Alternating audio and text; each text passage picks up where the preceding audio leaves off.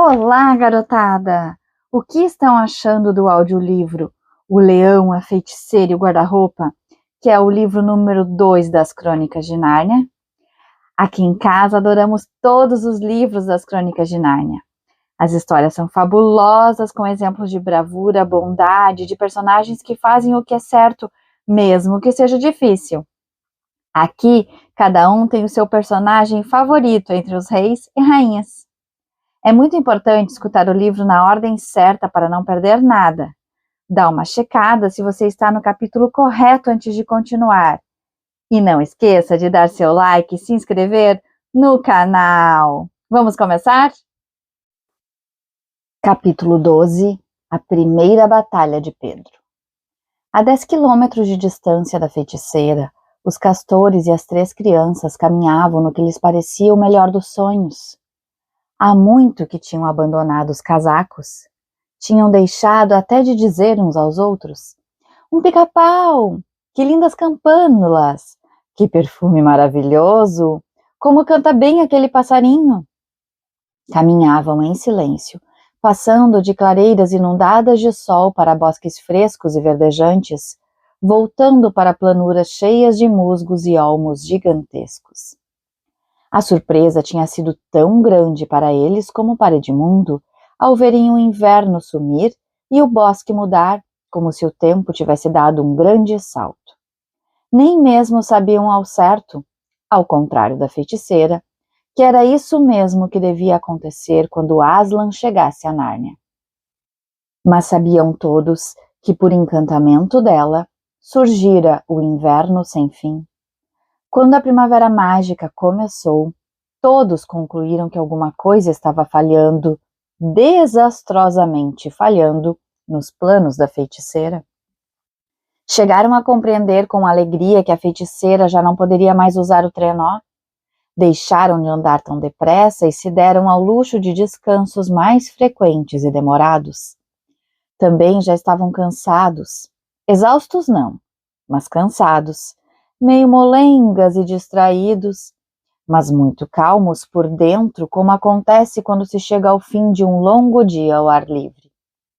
Susana tinha uma pequena bolha no pé. Tinham deixado de seguir o rio e viraram um pouco para o sul, onde ficava a mesa de pedra. Mesmo que não fosse o caminho certo, teria sido impossível continuar pelo vale durante o degelo, porque com toda a neve a derreter, não demorou para que o rio transbordasse e a corrente caudalosa inundasse a vereda por onde seguiam. O sol declinava, a luz ficava mais vermelha, as sombras alongavam-se e as flores já começavam a pensar em dormir.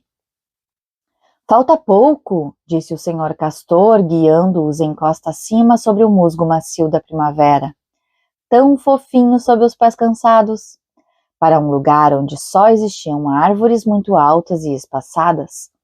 Estavam ofegantes quando chegaram ao topo. Eis o que viram. Encontravam-se numa grande clareira verde, abraçada por uma floresta que se estendia a perder de vista em todas as direções, menos em frente, porque aí, longe, no oriente, alguma coisa cintilava e fazia ondas. "O mar! Puxa!" murmurou Pedro para Susana. No centro da clareira estava a mesa de pedra. Era uma grande pedra cinzenta, bem tosca, sustentada por outras 4. Parecia muito antiga e estava toda gravada com linhas e figuras esquisitas, caracteres talvez de uma língua desconhecida. Dava uma sensação estranha olhar para ela. Em seguida viram, a um canto, uma barraca armada, um pavilhão magnífico, sobretudo quando os raios de sol incidiam sobre ele. Estava revestido de alguma coisa que parecia seda amarela, cordões vermelhos e cavilhas de marfim.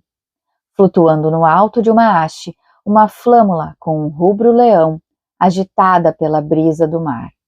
Ouviram música, que vinha da direita. Voltaram-se e viram, enfim, o que desejavam ver. Aslan estava em pé, cercado por uma multidão de seres que o rodeavam em semicírculos. Havia espíritos que moravam nas árvores e espíritos dos bosques e fontes, dríades e náiades, como são chamados em nosso mundo. Levavam nas mãos instrumentos de corda. Eram eles que tocavam. Viam-se também 4 grandes centauros. Uma das metades lembrava um cavalo grande, enquanto a metade humana parecia um gigante de expressão séria, mas bonita. Havia ainda um unicórnio e um touro com cabeça de homem, um pelicano, uma águia e um cachorro enorme. E ladeando Aslan, 2 leopardos seguravam, um a coroa e outro a insígnia.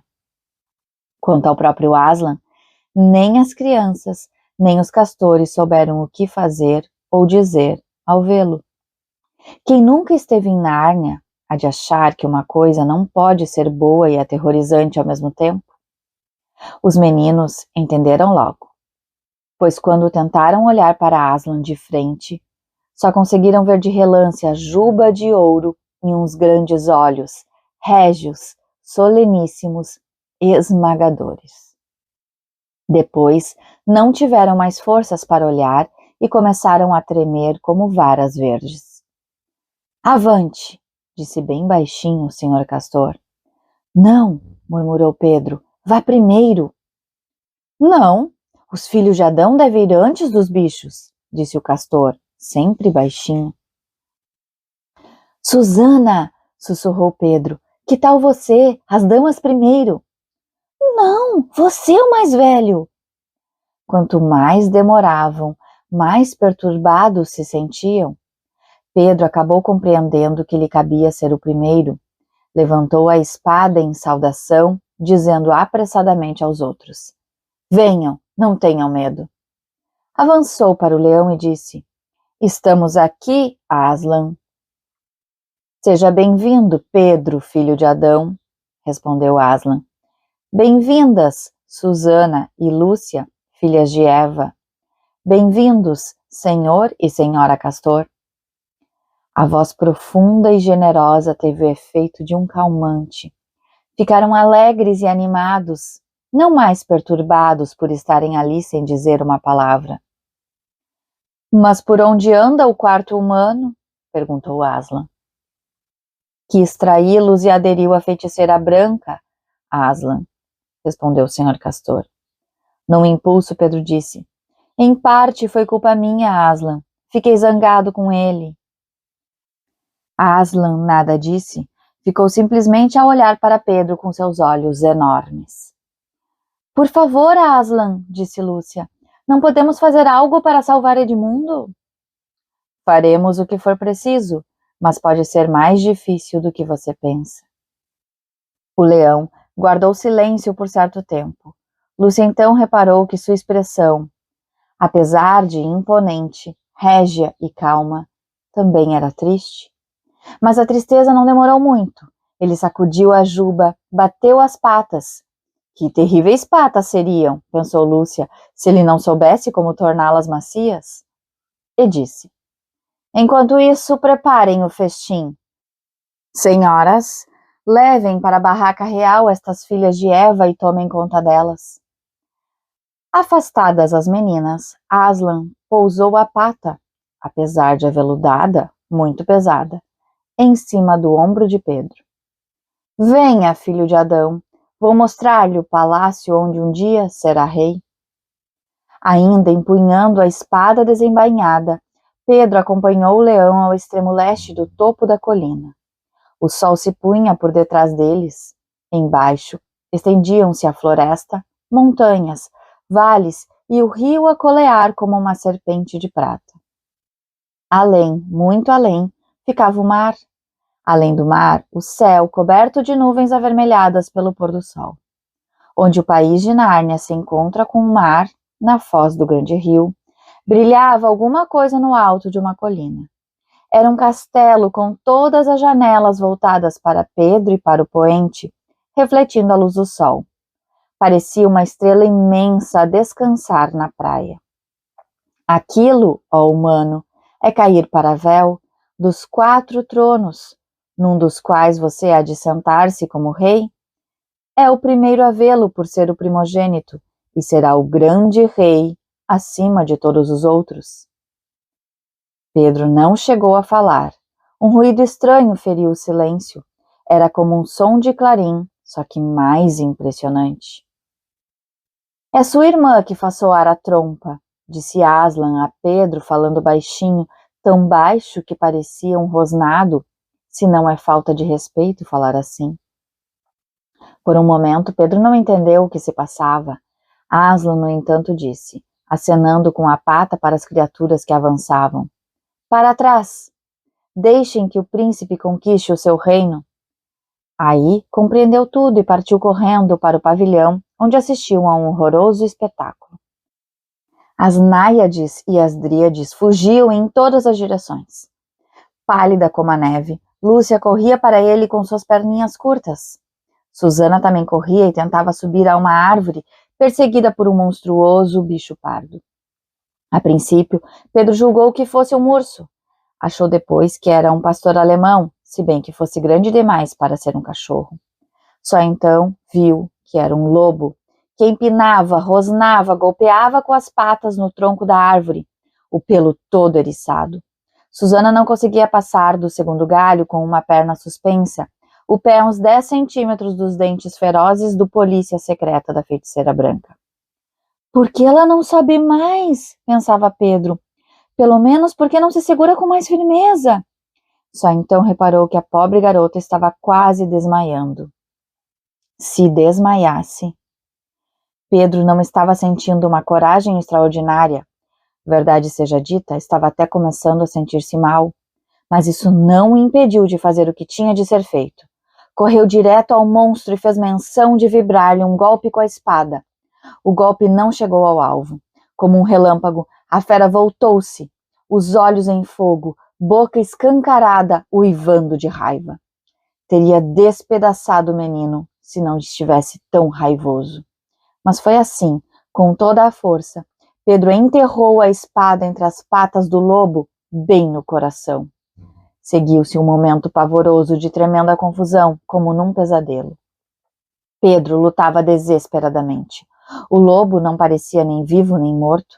Os dentes do animal bateram em sua testa. Era tudo sangue, calor, pelos e cabelos.